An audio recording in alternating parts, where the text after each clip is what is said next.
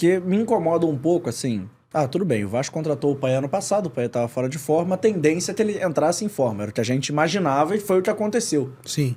O Payet é o melhor jogador do Vasco na temporada, ao meu ver, é o cara que dá o diferencial técnico, não sei se vocês concordam. Concordo. Mas não incomoda, assim, que o Vasco tem o Payet como referência técnica, mas o Vasco meio que apostou, e apostou no escuro, porque assim, o Vasco tá contando muito com o querer do Payet. Se o Payet chega na pré-temporada desse ano, igual ele chegou durante a temporada do ano passado, ele não estaria tendo esse rendimento.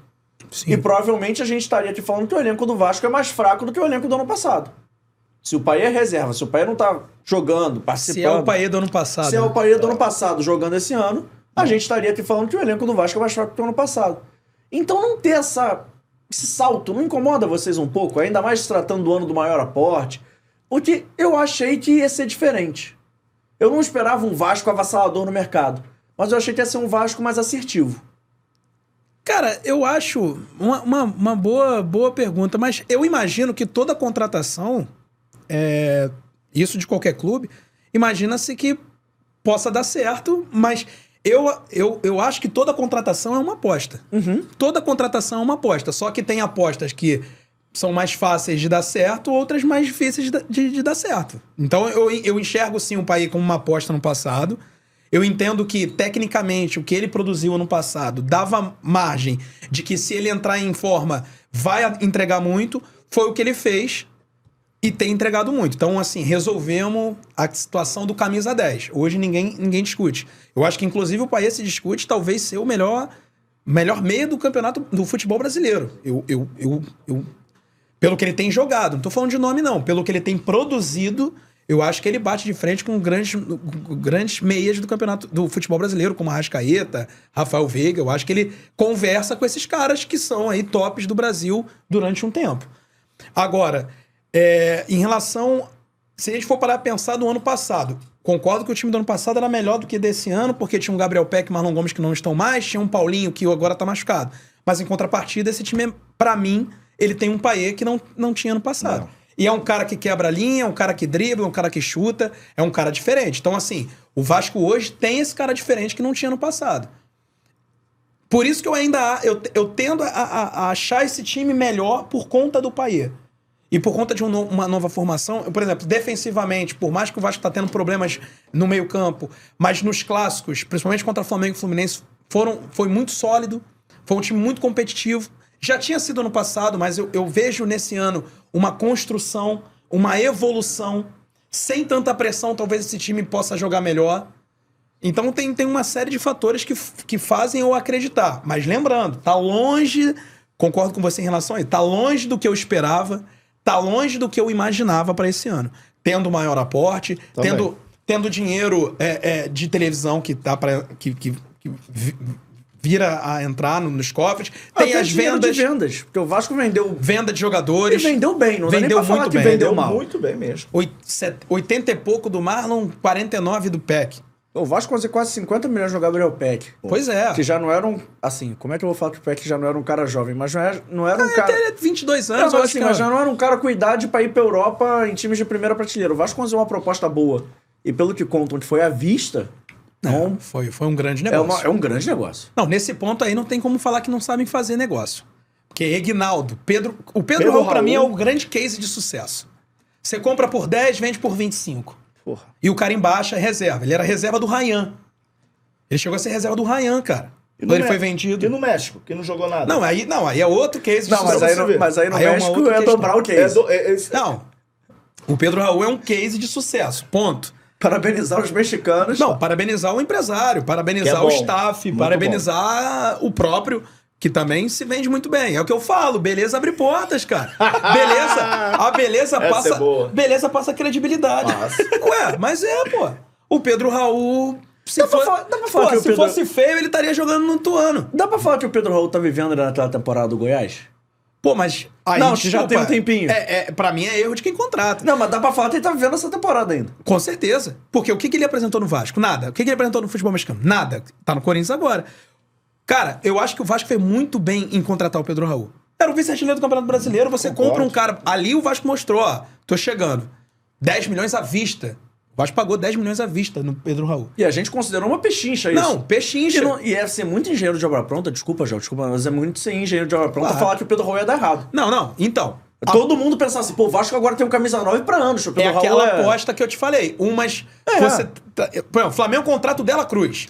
Pô, o cara que é experimentado, porra, jogou pra caramba no River. Naturalmente vai jogar bem no Flamengo, porque o cara é um grande jogador. Pedro Raul foi bem no Goiás, mas foi mal no Botafogo. Ó, calma aí.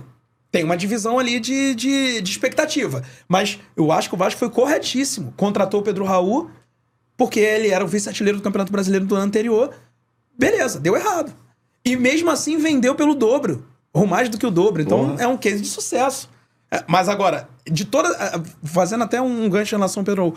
Qual foi a contratação do Vasco que deu errado? Tirando o Pedro Raul. O Orelhano. Capasso. Pedro Raul. Pra mim são três negociações que deram errado. Mas aí você tem o Paulinho, Verrete, jogadores até... Eu não vou nem contar Paê e Medel porque são conhecidos. Léo Jardim. O próprio Léo, eu acho que foi um acerto. Tem se mostrado ser um acerto. O João Vitor ainda precisa, né? O Paulo Henrique, eu acho que foi um acerto. Paulo Henrique foi um grande acerto. Que foi um grande garimpo no mercado. E comprou por menos de 5 milhões. O Paulo Henrique não é o Cafu, mas ele, na lateral direita... Piton foi o grande acerto. Eu costumo falar isso, que o Paulo Henrique é um lateral direito bastante digno pro futebol brasileiro. Muito. Certo. Ele é completo, assim, ele é honestíssimo pro futebol brasileiro. É a posição mais carente. É a posição mais carente do futebol mundial. Ninguém tem lateral direito no mundo. Na nossa seleção, cara... Quem é os laterais esquerdos aí tá sendo cotado, né? Saiu até uma matéria recente. Renan Lodge e Guilherme Arana. O Samuel Xavier, que é um cara que volta e meia a gente bate na tecla, que, pô, um dos melhores laterais do continente, é um dos caras cotados pra seleção brasileira. É tão melhor que o Paulo Henrique. E quando eu digo tão melhor assim, ele é uma prateleira acima? Não. Assim, mesmo nível. Se você for olhar a carreira dos dois, inclusive, parecidos, assim. Os caras jogaram em times mais periféricos ali, chegaram em um time grande. Mesmo nível. Não, então, é um achado, e foi barato na minha avaliação.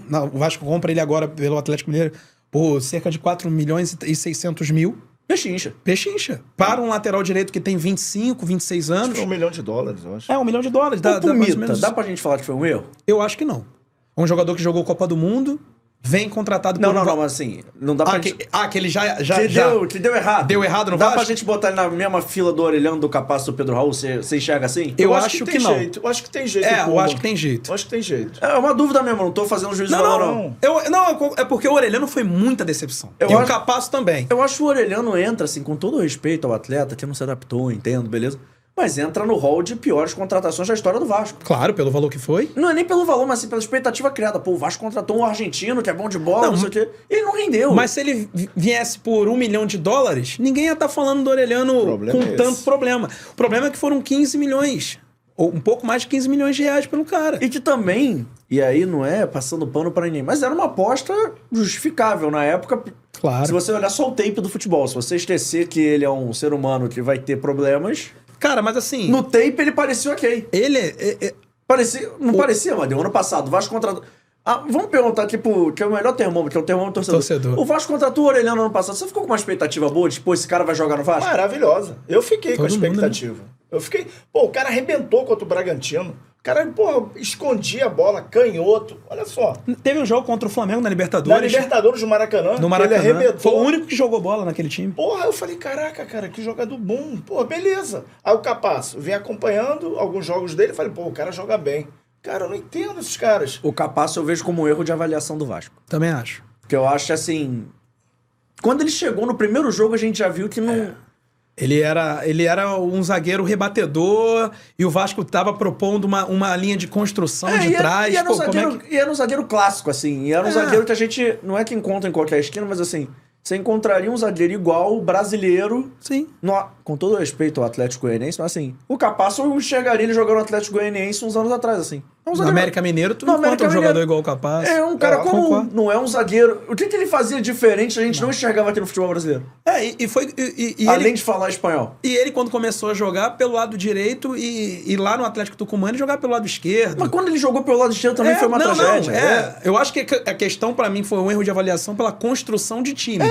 O Barbieri queria o quê? Zagueiros construtores, que o Léo sai pela canhota como se fosse um lateral, e aí o Capasso, pô, pra virar o corpo, pra dar o passe, Pô, ele demorava uns 5 Mas segundos foi por isso baixo. que deu problema, E o que Maurício, travou. e o Maurício Travou a Barbieri? coluna. O Maurício Barbieri, dá pra falar que foi o maior erro de avaliação do Vasco até agora? Não. Eu acho que sim. Eu Pô, acho que não. Maior erro de 200%, avaliação no sentido de quê? Da contratação? Da Da contratação. contratação, sim. Eu acho que não era acho. um cara pra liderar o projeto, era um cara que queria jogar um futebol que não tinha peças e demorou muito a recalcular a rota. Eu entendo a contratação, não faria, mas eu consigo entender. Entendo o racional.